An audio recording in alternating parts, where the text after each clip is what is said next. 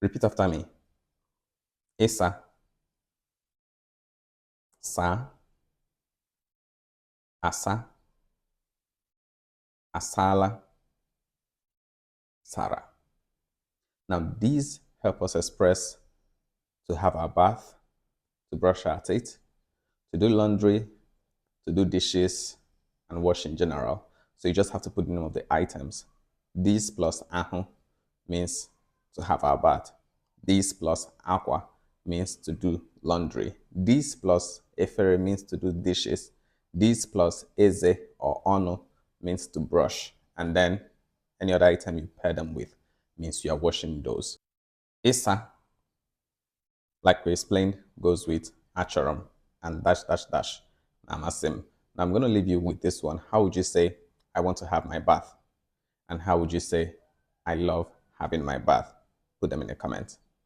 The next one we have asa. Asa helps us express three ideas in Igbo. The present continuous tense, anam, asa. The future tense, agam, asa. And then talking about what we know how to do, amam, asa.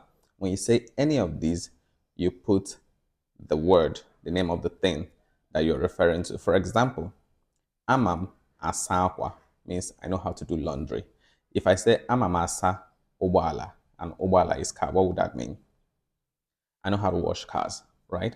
So what if I said anama asahu means I'm having my bath. And if I say agamasa aqua echi, it means I'm going to do laundry tomorrow. So this is how you use asa with these three items that we've learned from the first class. Now the next one we have is asala. Asala is when we have done something. For example, asalamahu, I've had my bath. Asalamakwa, I've done laundry. Asalam ubwalagi, I've washed your car. So asalam is I have done, right? Then the thing that we washed, whether it's brushing our teeth, having our bath, doing laundry, or any of the items we mentioned or haven't mentioned. And finally, we have Sara. Sara means washed. Asaram, aho, we can say no to in the morning. So you can begin at this point to learn time point words, which I'm going to introduce to you in a different video.